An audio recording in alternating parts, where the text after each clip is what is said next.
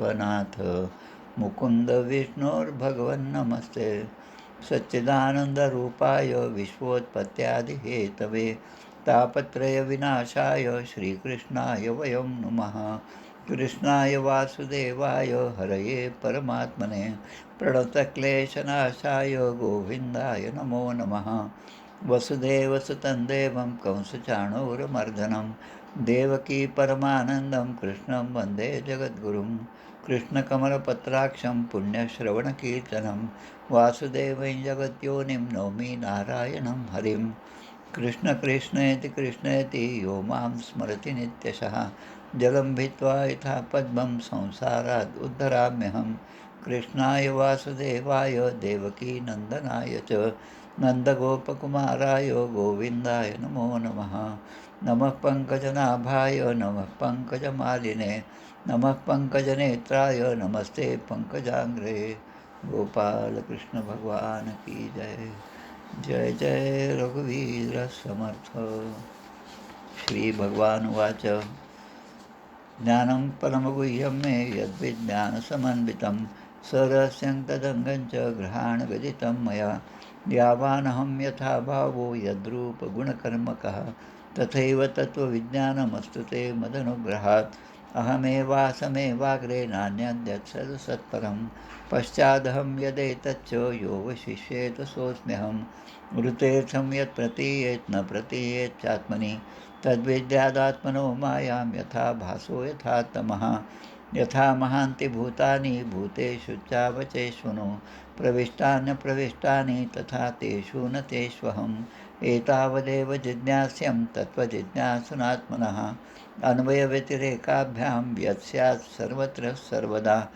एतन्मतं समातिष्ठ परमेण समाधिना भवान् कल्पविकल्पेषु न विमुह्यति कदाचित् गोपाल कृष्ण भगवान की जय दशमस्कंद पूर्वार्ध दशमस्कंधी प्रथमोध्यायी वसुदेव देवकीचे पाही कंसमारी पुत्र सहाही शिशुहत्यारा महान भगवंताचा गर्भप्रवेश गर्भस्तुती द्वितीयोध्यायास श्रीकृष्ण प्रगटला तृतीयास योगमाया भविष्य चतुर्थी पंचमात जन्मोत्सव गोकुळी पूतना षष्ठात उद्धरली शकट तृणावर्तोद्धार कथा केली सप्तमा माझी अष्टमी नामकर्ण बाललीला नवमी श्रीकृष्ण उखळी बांधला दशमी यमलार्जुन उद्धरला एकादशी तारिले वत्सबक अघासुरोद्धार द्वादशी ब्रह्मा मोहनाश त्रयोदशी ब्रह्माद्वारास्तुती चतुर्दशी पंचदशी धेनुककालिया युद्ध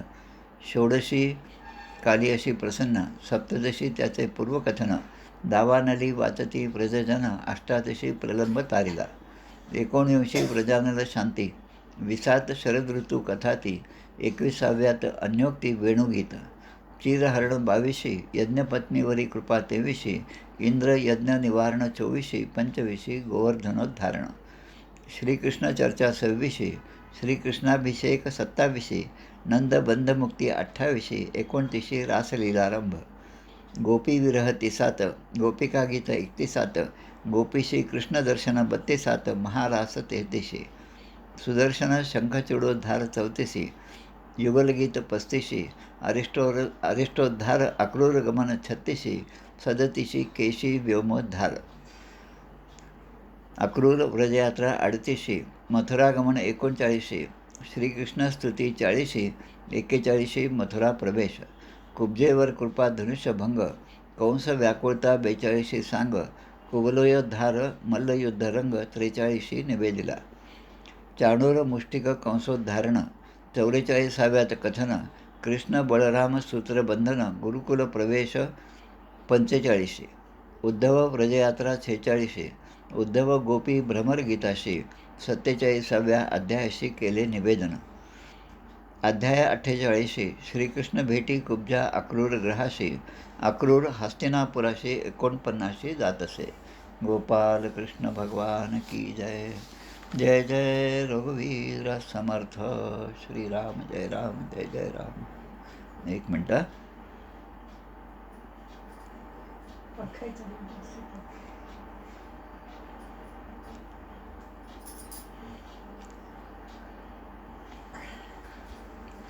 आज कार्तिक पौर्णिमेचा दिवस आहे. शके 1946. कार्तिक पौर्णिमा आपल्यासाठी एक महत्त्वाचा दिवस. आत्ताच्याच एकादशीला चातुर्मास पूर्ण झाला. तुलसी विवाह द्वादशीपासून ते आजच्या दिवसापर्यंत तुलसी विवाहाची परंपरा आपल्याकडे आहे.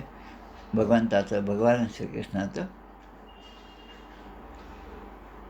तुलसी मातेचा विवाहाचा जो दिवस आपण आपापल्या घरी साजरा करतो, आत्तापर्यंत नसेल झालं तर आज त्याचा शेवटचा दिवस आहे. आज तुलसी विवाहाची समाप्ती आहे. त्याचबरोबर आजचा दिवस म्हणजे श्री गुरु नानक, ज्यांना आपण शीख धर्माचे संस्थापक म्हणून मान देतो, त्या गुरु नानकांचा आज जन्मदिवस आहे. त्या जन्मदिवसाला शीख संप्रदायाप्रमाणे परब असं म्हणतो. परब म्हणजे पर्व, किंवा त्याला दुसरं नाव म्हणजे प्रकाश पर्व. या दिवशी श्री गुरु नानकांनी या भूतलावर जन्म घेतला. जवळपास 70 वर्षाचं त्यांचं आयुष्य होतं. यांचा जर इतिहास पाहिला, जसं भगवंत सांगतात संभवामी युगे युगे, त्याप्रमाणे त्रेतायुगातील जे राजा जनक होते, जनक ज्यांची कन्या म्हणजे सीतामाता, तेच राजा जनक हे द्वापर युगामध्ये राजा हरिश्चंद्र झाले आणि कलियुगामध्ये गुरु नानकाच्या रूपाने त्यांनी जन्म घेतला. असे हे 3 त्यांचे जन्म आपल्याला माहीत असलेले आहेत. कार्तिक पौर्णिमा हा गुरुपर्व किंवा प्रकाश पर्व या नावाने आपण त्यांना ओळखतो. या शीख संप्रदायामध्ये गुरु नानकदेव, त्यानंतर अंगददेव, त्यानंतर अमरदास, त्यानंतर श्री रामदास, त्यानंतर श्री अर्जुनदेव, नंतर श्री हरगोविंद सिंग, नंतर श्री हरराय, हरिकृष्ण, गुरु तेग बहादूर आणि शेवटचे 10वे गुरु म्हणजे गुरु गोविंद सिंग. यामधले हरगोविंद सिंग जे आहेत, म्हणजे शिखाच्या 10 गुरूंपैकी 6वे गुरु जे आहेत, ते त्या सुवर्ण मंदिरामध्ये असताना समर्थ रामदास स्वामी त्यांच्याकडे गेले आणि त्यावेळेस त्यांची दोघांची भेट झाली आहे, असा उल्लेख आपल्या संप्रदायामध्ये आहे. या गुरु नानकाने जी काही मूलतत्त्व सांगितलेलं आहे, त्यामधले 5 तत्त्व महत्त्वाचं आहे. वंड छको, कीरत करो, नाम जपो, सरबत दा भला आणि सेवा. वंड छको म्हणजे साझा करो म्हणजे आपल्याजवळ जे आहे ते इतरांमध्ये वाटा. जसं जसं आपण इतरांना देऊ तसं तसं आपलं वैभवसुद्धा वाढणार आहे. दुसरं जे आहे कीरत करो, प्रत्येकाने प्रामाणिकपणे हे जीवन जगलं पाहिजे. बहुता जन्माचा शेवट, नरदेह सापडे अवचट, येथे वर्तावे चोखट नीती न्याये. याला त्या शीख धर्मामध्ये कीरत करो, इमानदारीने जगा. बेईमानाचं अलक्ष्मी जी आहे ती कोणालाही नको, पण लक्ष्मी पाहिजे. लक्ष्मीचा भरोसा धरी, तो एक मूर्ख असं म्हटलं आहे समर्थाने, पण ती लक्ष्मी कोणती आणि तिच्यामुळे जर आपल्यामध्ये अहंकार येत असेल, मग ती लक्ष्मी आज आहे आणि उद्या नाही, पण ज्याची लक्ष्मी तो आपण बळकट धरावा. नंतर नाम जपो. शीख धर्मामध्ये नाम हे सुद्धा एक अवतारासारखंच त्यांनी मानलं आहे. जसं आपण ब्रह्मचैतन्य गोंदलेकर महाराज, आमचे प्रल्हाद महाराज आहेत, दत्ताभाई आहेत, ही सगळी मंडळी आहेत, ज्यांनी नामाचा प्रचार केला. तसंच सच्चे भगवान के नाम का जप करना, नाम जपो किंवा जपोजी भगवान असं त्या ठिकाणी म्हणतात. आणि सरबत दा भला याचा अर्थ की सगळ्यांचं भलं व्हावं, सगळ्यांना खुशी प्राप्त व्हावी ही इच्छा ठेवणं. सर्वे सुखन संतु, सर्वे संतु निरामया, हेच तत्त्व मूल सिद्धांत आहे. आणि 5वा सिद्धांत म्हणजे सेवा. आता सेवा धर्म त्याला त्या ठिकाणी कारसेवा म्हणतात. अगदी खूप चांगल्या प्रकारे काही मठांशी, काही गुरुद्वारांशी संबंध आला. आमचं मूळ गाव रत्नाळी जे आहे ते नांदेड जिल्ह्यामध्ये आहे. सचखंड गुरुद्वारा त्या ठिकाणी आहे, ज्या ठिकाणी गुरु गोविंद सिंगाची समाधी आहे.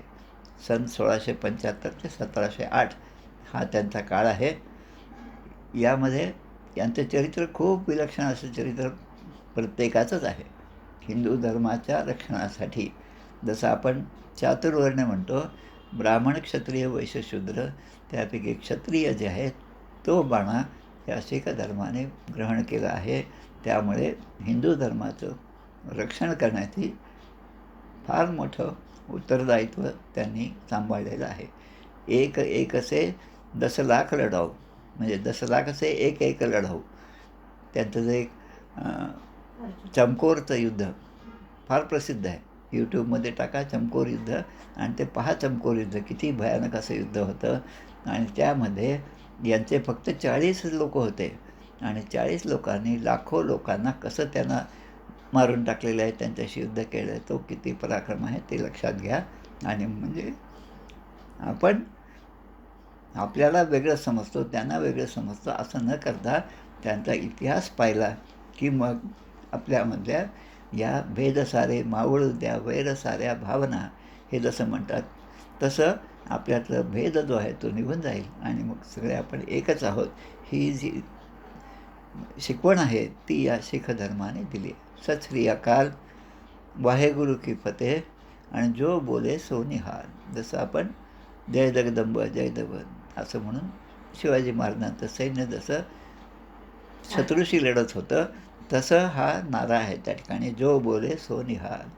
त्यांच्या युद्धाच्या कला, त्यातले सिनेमे खूप प्रसिद्ध आहेत आणि खूप चांगल्या प्रकारे पाहावं. आणि सगळ्यात छान उदाहरण मला जे आवडलं ते गुरु तेग बहादूर. या गुरु तेग बहादूरांच्या नावाने एक शाळा तिथे आमच्या संभाजीनगरला आम्ही असताना ती होती. त्यामुळे त्या शाळेचं नाव म्हणून तेवढंच आम्हाला माहीत होतं. पण जसं जसं वाचन झालं तसं गुरु तेज बहादूर ज्यांच्या नावाने आज दिल्लीमध्ये लाल किल्ल्याच्या समोरचा मोठा रस्ता आहे, तिथे जैन धर्माचं मंदिर आहे, राम मंदिर आहे. तसंच त्या ठिकाणी शीखांचंसुद्धा काय म्हणतो त्याला आपण शीसगंज गुरुद्वारा. त्या शीसगंज गुरुद्वाऱ्यामध्ये गेल्यानंतर काही प्रश्न, बेसिक जे प्रश्न आहेत ते त्या ठिकाणी मी जेव्हा विचारले, आमच्याबरोबर त्यावेळेस काही प्राध्यापक मंडळी होती, एका ट्रेनिंगला आम्ही गेलो होतो आणि तो काळ म्हणजे 1984च्या काळचा, त्याच्यानंतरचे 2-4 वर्ष, ज्यावेळेस शीख धर्मात या माझ्या माहितीप्रमाणे इंदिरा गांधीच्या काळामध्ये जे ॲक्शन झाली होती त्याला काहीतरी चांगलं नाव आहे, गोल्डन टेम्पलमध्ये. तर त्याचा परिणाम असा झाला की त्यांच्यावर कोणीच विश्वासाने पाहतसुद्धा नव्हतं. बाकी मंडळी सगळी बाहेर थांबली, मी मात्र आनंदाने आत गेलो, सगळ्यात दर्शन घेतलं. तो शीसगंज गुरुद्वारा आणि गुरु तेग बहादुरांनी दिलेलं प्राणत्याग, त्याने जे बलिदान दिलं ते जरूर आपण सगळ्यांनी वाचावं. आजच्या दिवशी त्या सर्वांचं स्मरण करून आपण आपल्या अध्यायाकडे वळूया. दशमस्कंदाचा 37वाध्याय हा 37वा अध्याय आज आपण पाहणार आहोत. यामध्ये मुख्यत्वे केशी आणि व्योमासूर यांचा उद्धार आणि नारदांकडून भगवंताची स्तुती. आता केशीबद्दल काल आपण बोलताना पाहिलं, काल म्हणजे मागच्या आठवड्यात, नाही आत्ताच मला वाटतं सोमवार मंगळवारी. हा केशी म्हणजे हा घोड्याच्या रूपाने आला होता केशी. आणि केशी दैत्य म्हणजे कोण आहे तर तो महाप्रलयाच्या वेळी सगळ्या वेदांना चोरून नेणारा जो होतो हयग्रीव, हा जो राक्षस होता हयग्रीव, तो म्हणजे हा केशी दैत्य आहे. या कंसाच्या कडे असणाऱ्या सगळ्या दैत्यांमध्ये या केशीचंसुद्धा नाव आहे, व्योमासुराचंसुद्धा नाव आहे. भगवंतांनी जवळपास 10 ते 11 वर्ष त्या गोकुळामध्ये, वृंदावनामध्ये, नंदगावमध्ये आपलं वास्तव्य केलं आणि नंतर ते सोडून ते पुढे, ते गावच सोडून ते पुढे निघाले. पण आता जात असताना आपल्या त्या सगळ्या गोपी ज्या दिवापाड भगवंताशी प्रेम करत होते त्यांच्यासाठी महारास, या रासलीलेची रासपंचायत त्यांनी दाखवली की भगवंताने त्यांच्याशी एकरूपता दाखवली, त्यांच्याबरोबर नृत्य केलं, रास केली आणि पुन्हा त्यांचा वियोग कसा आहे, वियोगाच्या वेदना काय आहे हे सुद्धा त्यांना शिकवलं. कारण त्यांना माहीत होतं तर हे 11 वर्ष झाले की आपण इथून जाणार आहोत. त्यामुळे त्यांना प्रत्येक गोष्टीमध्ये, कारण वियोगामध्ये जी भगवंताची आठवण होती ती संयोगामध्ये तेवढ्या तीव्रतेने होत नाही. तर तो केशी जो आहे तो घोड्याच्या रूपाने त्या ठिकाणी या वृंदावनामध्ये आलेला आहे. श्री शुकदेव परीक्षिती राजाला सांगतात, केशीव तू कंस प्रतिहता खुरैर महिम महाहयो निर्जरयन मनोजबः शटावधूताभ्र विमानसंकुलं कुर्वन्नभो हे शितभीषिताखिलः. कंसाने या केशी दैत्याला पाठवले होते. तो मोठ्या एका घोड्याच्या रूपाने तो आला आणि इतक्या जोरात तो दौडत होता, पळत होता की नंदाच्या व्रजामध्ये आला तेव्हा सगळीकडे धूळच धूळ उडायला लागली. आपल्या टापाने तो जमीन उकरत होता आणि प्रचंड आवाजामध्ये तो किंकाळत होता. आणि त्यामुळे सगळेजण भयभीत झाले. आत्ता मागच्या अध्यायातसुद्धा आपण पाहिला अरिष्टासूर. आता त्याचं तोंड म्हणजे एखाद्या वृक्षाची जी ढोली असते, की ज्यामध्ये आतमध्ये जागा असते. काही पक्षी जातात. काही काही ठिकाणी एखादा माणूससुद्धा जाऊन आतमध्ये बसू शकतो. एवढी मोठी ती वृक्षाची ढोली आहे. तसं त्यांनी तोंड उघडल्यानंतर तसं भासत होतं. भगवान कृष्णाने पाहिलं आणि याच्या किंकाळ्याने सगळे व्रजवासी जे आहेत ते भयभीत झालेले आहेत. तं त्रासयन्तं भगवान स्वगोकुलम. आणि जसं ढग या केशी दैत्याने आपल्या शेपटी हलवल्याबरोबर सगळे ढग जे आहेत, जे दाटून आलेले मेघ आहेत, ते सुद्धा इकडे तिकडे पळायला लागतात. आणि मग या ठिकाणी असणाऱ्या ज्या गोपी आहेत, जे गोप आहेत, ते सुद्धा आपापले घरं सोडूनसुद्धा बाहेर पळून जायला लागले स्वतःचा जीव वाचण्यासाठी. आणि तो आता येत असताना तो भगवान श्रीकृष्णाचाच शोध घेत होता. आणि आपणहून तो स्वतः भगवंताच्या समोर आलेला आहे. तद वंचयित्वा तम अधोक्षजो वृषा प्रगृह्य दोर्भ्याम परिविद्य पादयोः. पण भगवंताने त्या केशी दैत्याने काय केलं, भगवंताच्या जवळ आलं आणि त्याने अबाउट टर्न केलं. म्हणजे त्याचे मागचे पाय जे आहेत ते आता भगवंताकडे होते आणि पायाने जसं लाथा मारतात, घोडा जसं किंवा गाढव प्रामुख्याने जसं लाथा मारतात, तसं त्याने लाथा मारायला सुरुवात केली. भगवंत त्या ठिकाणी दंड थोपटून उभे होते. बरोबर काही गोप होते आणि भगवंताने त्याचे मागे तो लाथ मारत असताना दोन्ही पाय पकडले. कसं पकडले, इथे उदाहरण दिले. यथोरगम तार्क्षसुतो व्यवस्थितः. तार्क्षसूत, तार्क्षाचा मुलगा म्हणजे कोण, तर गरुड भगवंत. गरुड ज्याप्रमाणे यथोरगम म्हणजे यथा उरगम, उरगम म्हणजे साप, सर्प.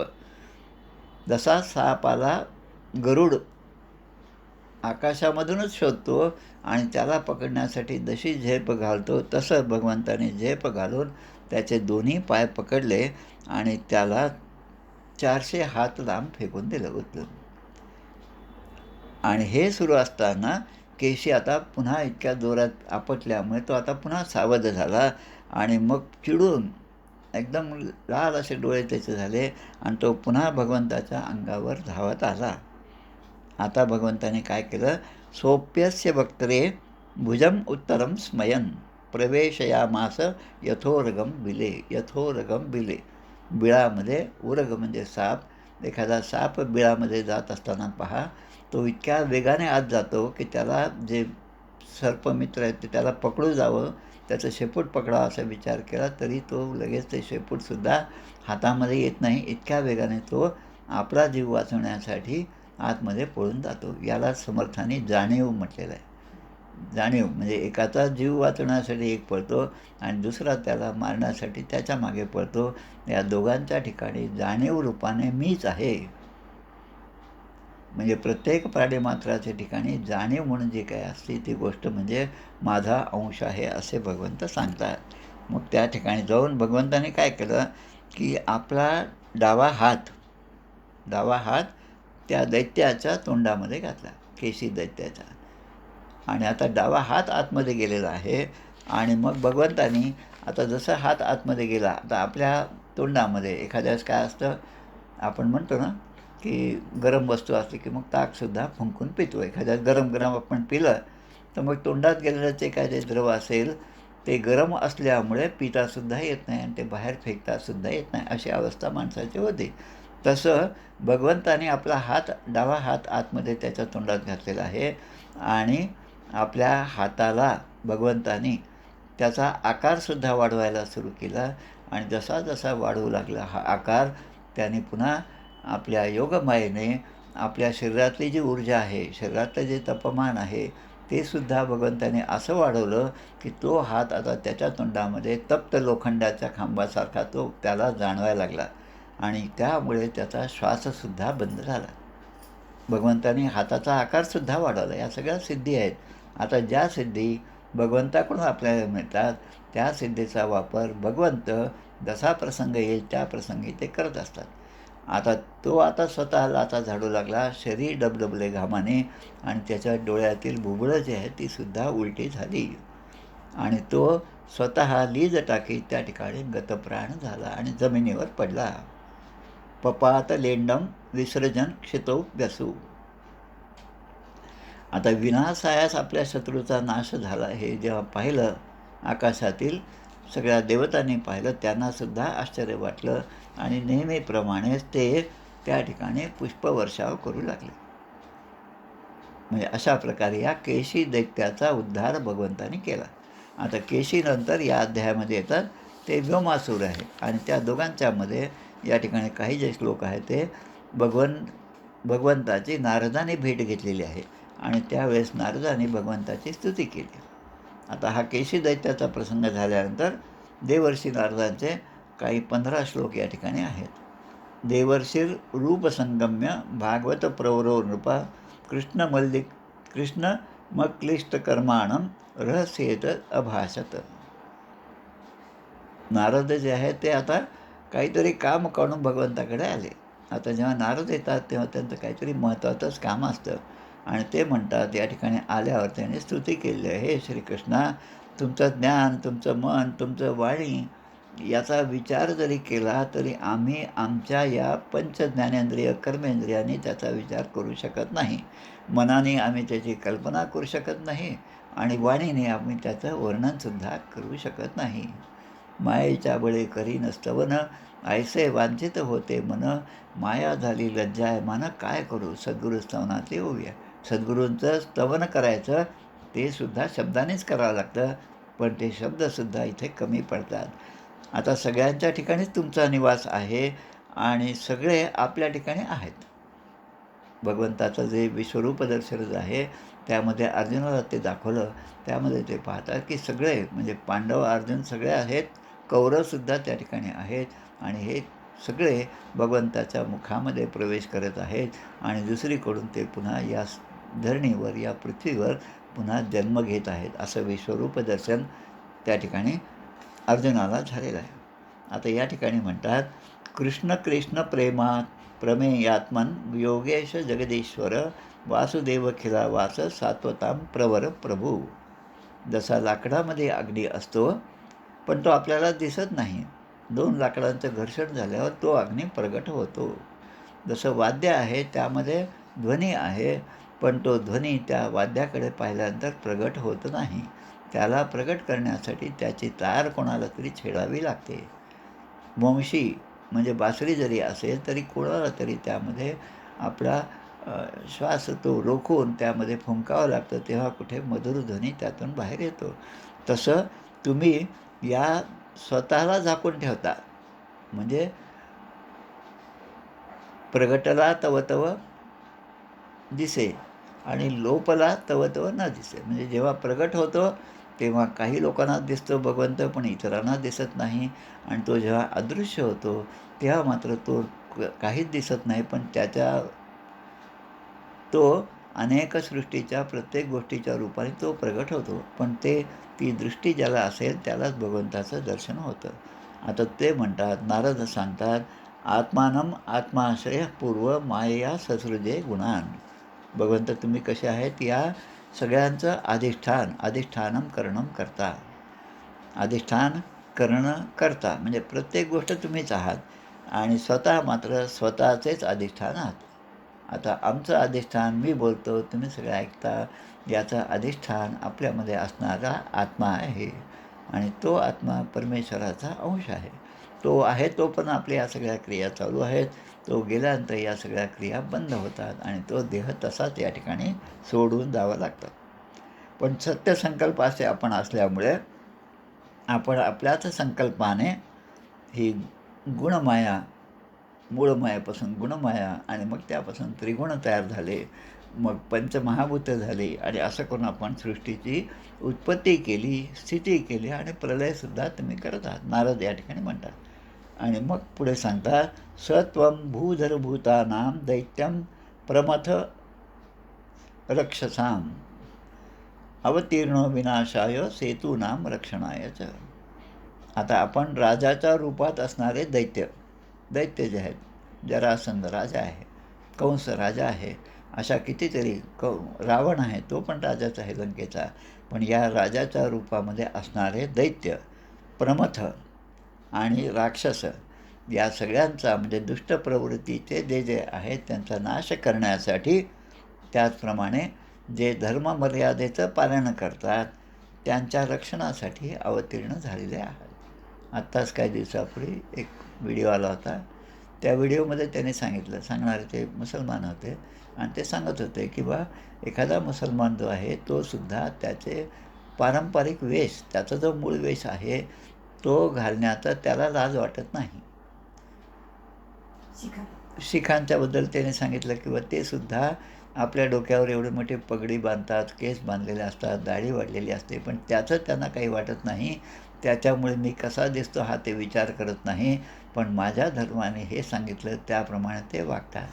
मग आपण आपल्या धर्माप्रमाणे वागतो की नाही हे आपण ठरवावं. हे सगळे ग्रंथ वाचून वगैरे आपल्या दिसण्यामध्ये, आपल्या असण्यामध्ये, आपल्या वागण्यामध्ये, आपल्या व्यवहारामध्ये आपला धर्म दिसला पाहिजे. कपाळाला टिळा पाहिजे, केस बांधलेले पाहिजेत, मोकळे केस धरणं हे सगळं काय म्हणतात त्याला एक राक्षसी प्रवृत्तीच आहे. पण आजकाल तीच फॅशन झाली असं म्हणावं लागतं. तर हे सगळं सांभाळणं, धर्ममर्यादाचं रक्षण करणं, त्यासाठी सगळे साधू संत आहेत, त्यासाठी सगळे ग्रंथ आहेत. पण आपण ते जर केलं नाही तर मग आपल्यासारखा अधम दुसरा नाही. दिष्ट्या ते निहतो दैत्यो लीलयायां हयाकृती यस्य हेषित संत्रास्तस त्यजंत्या निमेषा दिवम. आता घोड्याचं रूप घेऊन आलेला हा जो आहे केशी, त्याला तुम्ही इतक्या सहजपणे मारलेले आहेत, ही फार आनंदाची गोष्ट आहे असं आता नारद या ठिकाणी सांगतात. त्याच्या नुसत्या किंकाळल्याने देवसुद्धा आपला स्वर्ग सोडून पळून जात होते. विष्णू पुराणामध्ये ही खूप चांगली कथा आहे. जो दैत्य होता तो दैत्य म्हणजे हयग्रीव. या हयग्रीवाने कसं देवतांचं राज्य घेतलं आणि त्या इंद्राला कसं हाकलून दिलं हे सगळं छानपैकी आपल्याला सिरियलमध्ये सुद्धा पाहायला मिळतं. आपण खूप भाग्यवान आहोत. रामायण, महाभारत, विष्णू पुराण सारखे सिरियल जे आहेत ते आपल्याला आपल्या टी व्ही स्क्रीनवर पाहायला मिळतात. पण अशा पाहणाऱ्यांची गर्दी कमी असते. पण काहीतरी दुसरेच द्वेष, भांडणं, जावाजावांचे भांडणं हे दाखवणारे अनेक सिरियल असतात. आता त्यामध्ये ती काय करते, पुढच्या आयुष्यात काय होईल याचीच काळजी आपण करतो. पण आपल्या धर्माचा प्रचार करणाऱ्या ज्या गोष्टी आहेत त्याकडे आपलं मन आकृष्ट होत नाही. हा कलियुगाचा प्रभाव आहे. पण जे भक्तिमार्गी आहेत ते मात्र कुठल्याही परिस्थितीमध्ये त्या भक्तीचं प्रकटीकरण कसं होतं हे ते पाहतात. एखाद्या दगडामध्ये, वाळूमध्ये सुद्धा एखादं रोप जे आहे ते जसं जमिनीतून वर येतं आणि त्यातून एखादं वेल आहे, एखादं झाड आहे ते निर्माण होतं. मग त्याला किती म्हणजे परिस्थितीचा सामना करून ते स्वतःचं अस्तित्व टिकवून राहतं. तसं आपण सुद्धा आपलं अस्तित्व टिकवून ठेवलं पाहिजे. आता नारद जे आहे ते हे स्तुती करता करता आता नारदाने दुसरं काम केलं. आता भगवंताचं जे भविष्य आहे, भगवान श्रीकृष्णाचं जे भविष्य आहे, अगदी नजीकचं भविष्य आहे, ते सुद्धा आता नारद हे वर्णन करून भगवंताच्या समोर सांगतात. भविष्यातील घटना सांगतात. चाणूरम मुष्टिकम चैव मल्लान्यन्यांश हस्तिनम कंसंच निहतं दृक्षे परश्वो हनी ते विभोः. परश्व म्हणजे परवा, श्वहा म्हणजे उद्या, परश्व म्हणजे परवा, प्रपरश्व म्हणजे तेरवा म्हणजे पुढचा, आणि मागचा असेल तर ते पुन्हा वेगळे शब्द त्याचे आहेत. ह्या परह्या प्रपरह्या. तर परवा म्हणजे नारद सांगतात आता 2 दिवसानंतर आपल्या हातून चाणूर, मुष्टिक आणि अन्य पैलवान, कोल्हापीरसारखा मस्त असलेला हाती आणि त्याचप्रमाणे कंस यांनासुद्धा मारलेलं आम्ही पाहणार आहोत आणि तुम्ही त्यांना मारणार आहात, असं भविष्य या ठिकाणी नारदाने भगवान श्रीकृष्णानं सांगितलं. एका अर्थाने श्रीकृष्णानेच त्यांना प्रेरणा दिली आणि पुढे काय होणार आहे याची कल्पना नारदांच्या मुखातून भगवंतांनी ती ग्रहण केली. आता नम्रता अशी की भगवंत म्हणतात की हे मी करणार नाही, पण नारदांनी सांगितलं ते माझे भक्त आहेत, अहम भक्त पराधीनो, त्याप्रमाणे मला हे केलंच पाहिजे. आता पुढे काय म्हणतात, तस्यानु शंखवन मुराणाम नरकस्य च पारिजात अपहरणमिंद्रस्य च पराजयम. आता अजून दैत्यांचे नावं दिलेत. शंखासूर आहे, कालयवन आहे, मूर आहे, नरकासूर आहे. यांचासुद्धा वध झाल्याचे मी पाहीन असं नारद सांगतात. स्वर्गातून कल्पवृक्ष आणणं आणि तो इथे स्थापन करणं, इंद्राचा पराजय, हे सगळं सगळं तुमच्या हातून होणार आहे. आता हा जो कल्पवृक्ष आहे ते म्हणजे आपले पारिजाताची पानं फुलं आहेत, ती स्वर्गातून आणणं. स्वर्गाचं जे नंदनवन आहे त्याला नंदनकानन असं म्हणतात. आम्ही जेव्हा जगन्नाथपुरीला गेलो होतो तिथे नंदनकानन अभयारण्य आहे. अभयारण्य आणि सगळं ते झू आहे, खूप मोठं आहे ते. भारतात काय परदेशातसुद्धा प्रसिद्ध आहे. ते पाहिलं तेव्हा हा भाग काही असं एवढा लक्षात आला नाही. पुन्हा पुन्हा श्रवण झालं की मग त्या गोष्टी हळूहळू स्पष्ट होत जातात. नंदनकानन म्हणजे स्वर्गामध्ये इंद्राच्या जो बगीचा असेल, जो बाग असेल त्यामधलं हे वृक्ष आहे. ते म्हणजे आपलं कल्पवृक्ष.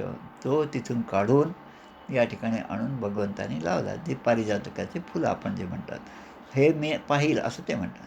आता पुन्हा अजून एक शब्द आला या ठिकाणी, उद्वाहम वीरकन्यानां वीर्यशुल्कादि लक्षणम मृगस्य मोक्षणम पापाद द्वारकायाम जगतपते. आता उद्वाहम, आमच्या दवाखान्याचं जेव्हा बांधकाम झालं तेव्हा ते खाली लिफ्ट होती. आता प्रत्येक ठिकाणी बोर्ड लिहायचे होते. आता ते लिफ्टच्या तिथे मराठीत काय बोर्ड लिहायचा? मग त्या ठिकाणी मग आमच्या श्रीपादला सुचलं, उद्वाहन, लिफ्टला उद्वाहन म्हणतात. आता या ठिकाणी शब्द आला उद्वाहम वीरकन्यानां, म्हणजे भगवंतानी वीरकन्यांबरोबर विवाह केला 16,100 आणि त्यांना त्या ठिकाणून उचलून आणलं आणि त्यांच्याशी विवाह केला. द्वारकेमध्ये हा विवाह झाला. उद्वाहम वीरकन्यानां वीर्यशुल्कादि लक्षणम. वीर्य लक्षणं जे आहे ते भगवंताचं त्या ठिकाणी प्रगट झालेलं आहे. 16,108 भगवंताच्या स्त्रिया, त्या प्रत्येकीपासून 10 पुत्र आणि 1 कन्या, आणि पुन्हा त्या पुत्रांपासून पुन्हा 10 पुत्र आणि 1 कन्या, एवढा मोठा भगवंताच्या वंशाचा विस्तार होता. वीर्यशुल्कादि लक्षणम. आणि नृगस्य मोक्षणम पापात, नृगराजाची मुक्तता भगवंताच्या स्पर्शाने कशी झाली. आता हे सगळे भाग जे आहेत मग सांगितल्याप्रमाणे भविष्यातील घटना आहेत आणि या सगळ्या आपल्याला या पुढच्या अध्यायांमध्ये पाहायच्या आहेत. पुढे अजून एक श्लोक येतो, स्यमंतकस्य माणेर आदानं सहभार्या मृतपुत्र प्रदानांच ब्राह्मणस्य स्वधामतः. 2 गोष्टी या ठिकाणी आले.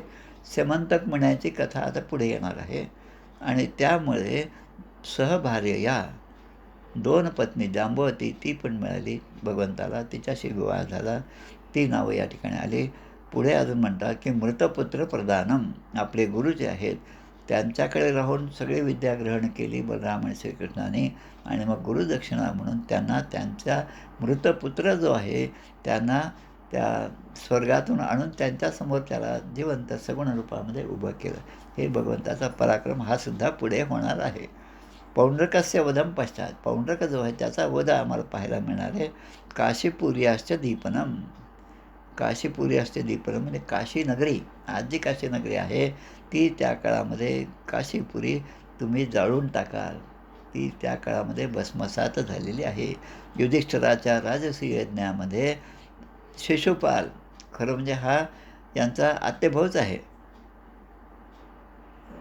कृष्णाचा, पण त्या शिशुपाल आणि दंतवक्र ज्यांना जय विजयाचा जो शाप होता की 3 जन्म तुम्हाला राक्षस योनीमध्ये प्राप्त होतील, त्यामधले शिशुपाल आणि दंतवक्र यांचासुद्धा वध तुम्ही करणार आहात. अथ ते कालरूपस्य क्षपयिष्णोर अमुष्य वै अक्षौहिणीनां निधनं द्रक्ष्याम्य अर्जुन सारथे. आता या पृथ्वीवरील दैत्यांचा भार कमी करण्यासाठी कालरूपाने, काळ जसा आपल्यावर चालून येतो आणि आपला मृत्यू होतो तसं काळरूपाने अर्जुनाचे सारथी म्हणून तुम्ही राहाल आणि त्या महायुद्धामध्ये त्याला जय म्हटलं, मग भारत म्हटलं आणि महाभारत म्हटलं, 3 नावं त्याची आहेत. आणि त्या युद्धामध्ये तुम्ही अनेक अक्षौहिणी सैन्याचा वध कराल आणि अर्जुनाकडून हे सगळं तुम्ही करून घ्याल. आता एक अक्षौहिणी सैन्य म्हणजे किती ते आपण थोडक्यात पाहूया.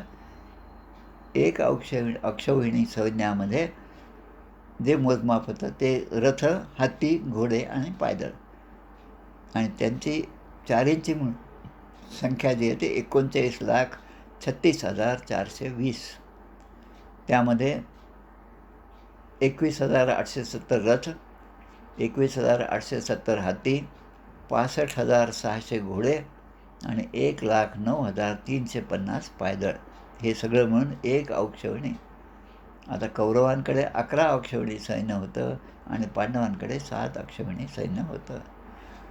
तर याचा सगळा संहार जो आहे तो सुद्धा तुमच्याकडून होणार आहे. आणि मग पुढे सगळं सांगतात ते, की आपण स्वतःमध्येच राहून, म्हणजे आपल्या मायेने, भगवंत स्वतः काही करत नाही, आपल्या मायेचा आसरा घेऊन मायेच्या आश्रयाने ते सगळं या गोष्टी करून आणतात. कर्तुम, अकर्तुम, अन्यथा कर्तुम, हे तिन्ही शब्द फार महत्त्वाचे आहेत. आणि आपण खूप थोडक्यामध्ये कर्तुम, अकर्तुम, अन्यथा कर्तुम असं म्हणतो. कर्तुम म्हणजे स्वतःहून केलेलं, अकर्तुम म्हणजे दुसऱ्याकडून केलं, पण म्हणजे आपण त्याच्या मागे आहे पण त्याच्याकडून करून घेतो. आणि अन्यथा कर्तुम म्हणजे ते दुसऱ्याकडून, म्हणजे अशा काहीतरी प्रसंग घडतात की त्या प्रसंगातून या दोघांची भेट होती. जसं पूर्वजन्मीचं जे पाप आहे ते या जन्मामध्ये आपल्याला त्याचं फळं जे आहे ते भोगावं लागतं. पूर्वजन्मीचं पुण्य असेल तर ते सुद्धा आपण तो आनंदाने या ठिकाणी भोगतो. असं जे आपले भोग आहेत या वेळेसचे, म्हणजे ते अकाउंट आपलं मागच्या जन्माचं असतं, पण ते ब्रॉड फॉरवर्ड केल्यामुळे या जन्माबरोबर आपण त्याचे मालक होता. आता मालक झाल्यावर आनंद असेल तर पाप असेल तर ते तर भोगावंच लागेल, आणि पुण्य असेल तर त्याचा आनंद होईलच. त्यामुळे पाप आणि पुण्य हे दोन्ही एकाच नाण्याच्या बाजू आहेत. त्या माणसाला भोगल्याशिवाय या ठिकाणाहून मुक्ती नाही. आता भगवंताला सांगतात, मनुष्याच्या रूपाने तुम्ही हा जन्म घेतला तेव्हा यदू, वृष्णी, अंधक हे सगळे कुळ आहेत. हे सगळं सात्वत हा सुद्धा वंश आहे. भगवान सात्वताम पतीही, या सगळ्या वंशाचा उद्धारक तुमच्याकडून होणार आहे. आणि तुम्ही या सगळ्या वंशाचे नरपुंगव, या सगळ्यांचे अग्रणी तुम्ही आहात, असं त्या ठिकाणी नारद ऋषी भगवंताचं स्तुती करत आहेत. मग शुकदेव सांगतात की भगवंतांच्या दर्शनाने नारद ऋषींना अशा प्रकारे आनंद झाला. त्याने भगवंतांना प्रणाम केला, भगवंतांना प्रदक्षिणा घातल्या आणि त्यांची आज्ञा घेऊन नारद मुनी त्या ठिकाणून निघून गेले. आता नारद निघून गेल्यानंतर पुढचा श्लोक येतो, भगवान अपि गोविंदो हत्वा केशिनम आहवये पशून पालयत पालैहि प्रीते व्रज सुखावह. आता भगवंताने केशी दैत्याला मारल्यामुळे सगळ्या बालगोपाळांना खूप आनंद झाला आणि ते पूर्वीप्रमाणे आपल्या गायी घेऊन त्या ठिकाणी चारण्यासाठी गायींना घेऊन वनामध्ये जाऊ लागले आणि आनंदाने ते राहू लागले.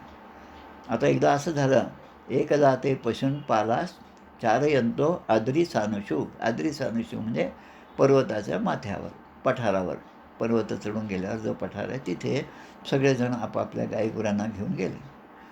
आणि त्या ठिकाणी आता रोज काही ना काही खेळ खेळायचे. कधी लपंडाव होता, कधी चोर पोलीस होता. असं खेळ खेळताना त्या ठिकाणी चोर शिपाईचा आणि लपंडावाचा खेळ ही सगळी मुलं खेळायला लागली. आता त्या मुलांमध्ये काही जण हे चोर झाले, काही जण पोलीस झाले, शिपाई झाले, काही जण त्या ठिकाणचे पशु म्हणजे बोकडसुद्धा झाले आणि यांचा खेळ सुरू झाला. आता भगवंत त्याच्याकडे लक्ष देतात, भगवंत तिकडे पाहत आहेत आणि ते सुद्धा त्या खेळाचा एक भाग झाले.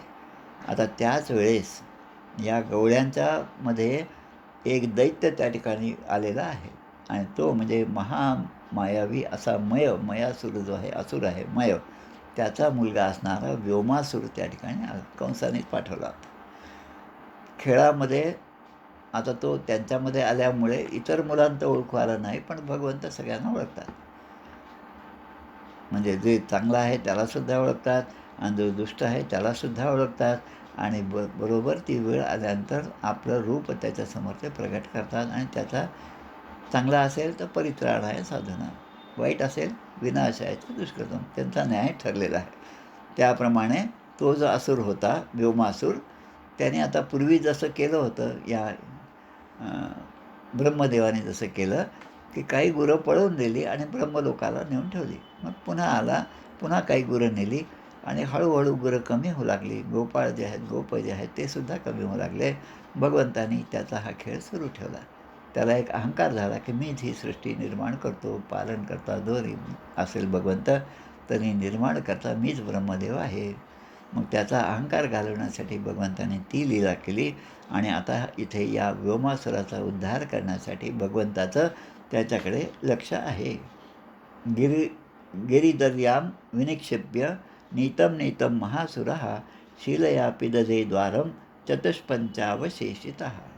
जेवढे गोप त्या ठिकाणी होते आणि गायी होत्या, त्यापैकी हा दैत्य काही लोकांना घेऊन, काही असुरांना, काही त्या गायींना घेऊन तो आपल्या एका डोंगराच्या गुहेमध्ये गेला. त्यांना आतमध्ये ढकललं आणि त्या गुहेला एक मोठी शिळा उचलून त्या ठिकाणी लावली, कारण त्याच्यात प्रचंड शक्ती होती.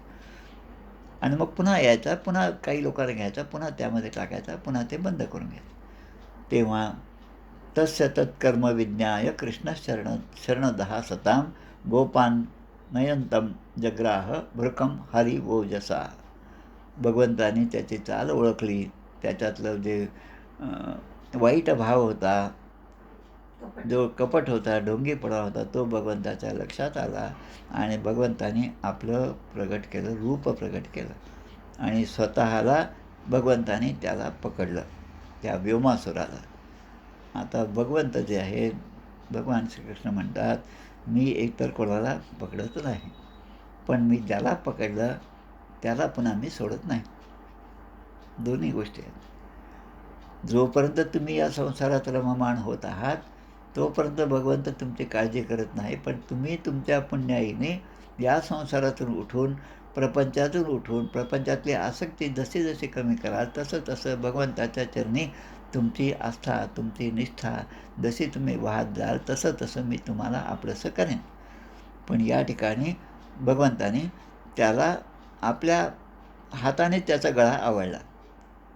ते निगृहाच्युतो दोर्भ्यां पातयित्वा महीतले पश्यतां दिविदेवानां पशुमारम अमारयत.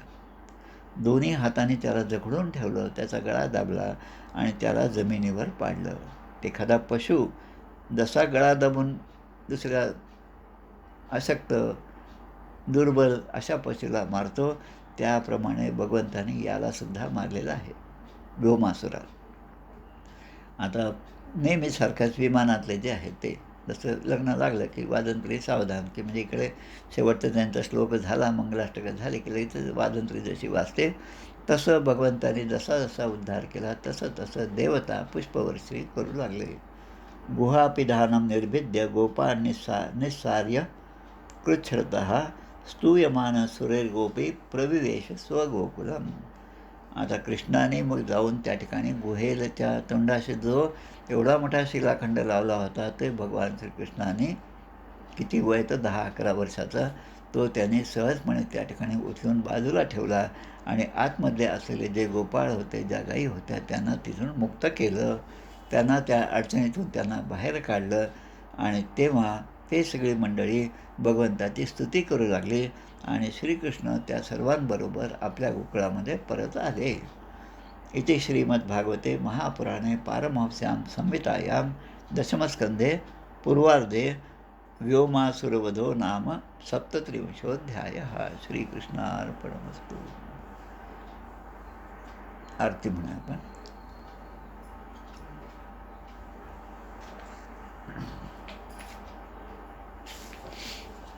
जय हो जय श्री भागवता, आरती करी तुझ भगवंता.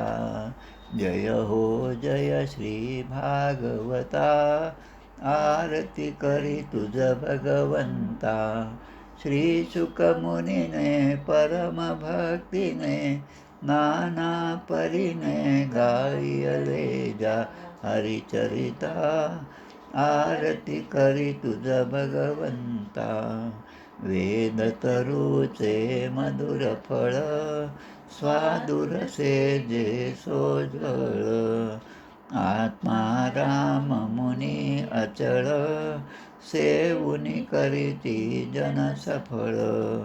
महापर्वणी आली अवनी, की अघहरणी भवजलतरणी ती पतिता. आरती करी तुझ भगवंता. येथे व्यासाची वाणी, सार्थक हरिगुण गावोनी. शास्त्र पुराणी मुकुटमणी परम प्रेमामृत जननी सहज सेविता भाविक भक्ता उदारदाता मोक्ष तत्वता देहाता आरती करी तुझ भगवंता गमते जडू मानस तीर्थ द्वादश सोपाने युक्त निर्मल भक्ती जले भरित विहरे हरिहंस चितेथ श्लोक सुकुमले संत अलिकुले सेवुनि रमले भान विसरले रसपीता आरती करी तुझ भगवंता अपार महिमा ग्रंथाचा वदवे ना कोणासाचा मेवा कविवर संताचा प्राणची कीर्तनकाराचा जणू बोधाचा स्वयंप्रभेचा द्वादश कळीचा रवी अंतरिचा तमहरता आरती करी तुझ भगवंता ग्रंथ नव्हे हा श्रीकृष्ण गीते वेधी मन पूर्ण अनन्य होता या शरण खचित टळे जन्म मरण त्रिताप जाती चिरये शांती नाथ ही वदती रामपदी ठेवी माथा आरती करी तुझ भगवंता जय हो जय श्री भागवता आरती करी तुझ भगवंता गोपाल कृष्ण भगवान की जय जय जय रघुवीर समर्थ श्रीराम जय राम जय जय राम.